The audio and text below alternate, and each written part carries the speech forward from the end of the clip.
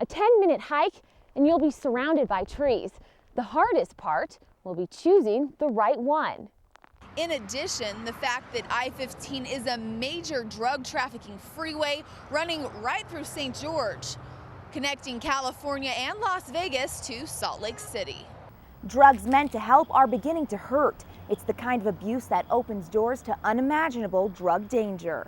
November 4th, we need your vote, Nevada. So many smiling faces leaving the rally today, you'd think the Republicans had the election locked up.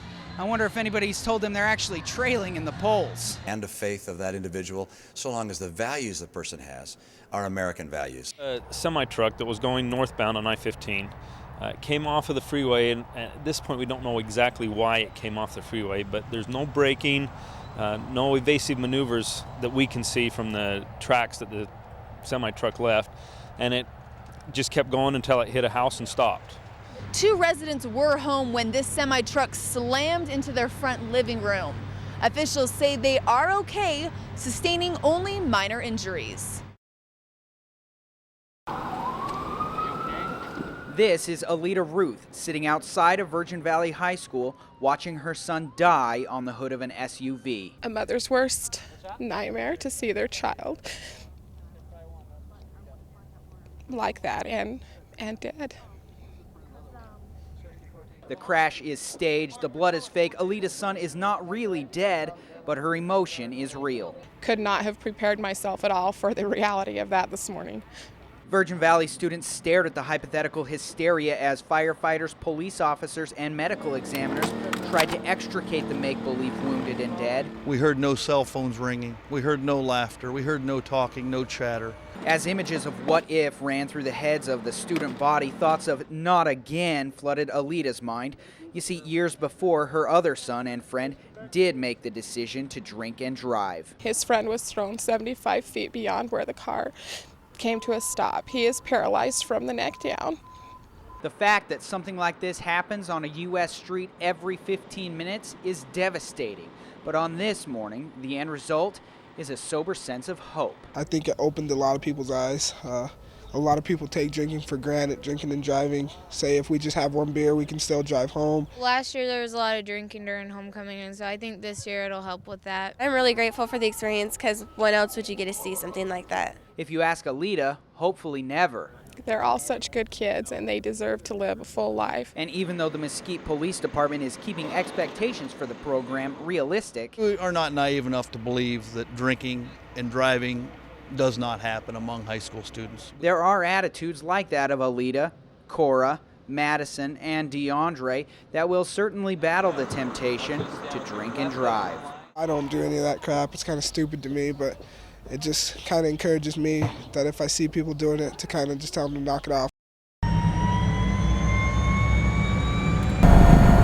Preparing for takeoff means getting ready for rescue. That's our job, is to safely get the crews to the scene, and then once we're at the scene, safely get them to the hospital, and then safely get back to the base. And The Classic Lifeguard Company, based in Page, Arizona, dedicates itself to safe air medical transport by helicopter for people in need. What we do here is pretty unique at Classic because we serve a large area, the Grand Canyon, all of Lake Powell, the Navajo Nation, and frequently a pretty remote area. So myself, my partner is a flight medic and a flight nurse, are the first, sometimes the only people on scene. So not only do we do medical care, at times hiking out patients, we provide social care, traffic control, a number of different things that are just really unique to the environment that we work in. And this isn't a new service. The Classic Lifeguard Company is celebrating 20 years of taking to the skies to rescue lives. This is our 20th anniversary year, actually, and started just seasonally a few months out of the year when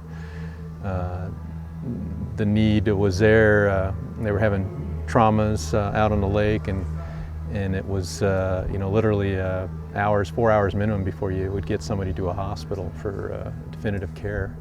After the first couple of years, Classic Lifeguard being here, it cut the mortality rate in the region about 90%.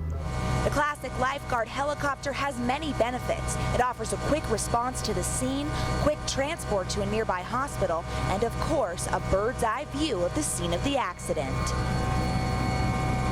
out here it's you, your partner, and your pilot, and decisions have to be made, and you're the one to do that. So it's intimidating, but it's a neat experience. The medical team consists of a pilot, flight paramedic, and flight nurse, and they all agree teamwork gets the job done. Between a pilot, my partner, and myself, we work as a cohesive unit to make decisions on all aspects. We're a team, so they just want both backgrounds. The nurse brings more of the critical care aspect of it, and the medic brings more of the field, so of the ambulance side to it, and just the teamwork of the two minds together just make for the ideal setting on a helicopter. It takes everybody to get the job done. And while these professionals put themselves thousands of feet above ground every day to help others, they all share a similar passion that keeps them coming back. I love to fly, and also the fact of helping people. You know, it's a great feeling when you know you've gone out there and, you know, saved somebody else's life. One where we've taken care of a patient however they need to be, ultimately. Gotten them to the best destination for what they need and have done so in the best possible fashion. You know, I don't really have bad days here. I mean, good days just coming and doing what you love and helping people out. I've been doing this 16 years here, and it's just fun. Like I say, you work with a bunch of professional people that you're glad to be around. You get to go out there and help people, and you know, the scenery's not so bad either. So it's clear, in our region, the eyes in the skies are always watching out for us.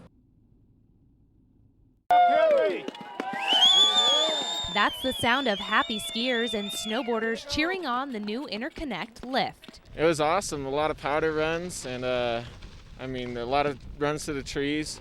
Looked like a couple cliffs that we could go off of and have some fun. I like it. It's got a lot more speed than some of the other lifts up here. It's comfortable. It's fast to the top and fast to the bottom. It's going to enhance the skiing experience of everyone up here. And that is exactly what the new lift was designed to do. We no longer have to take off our skis to enjoy the whole mountain. Yes, thank you.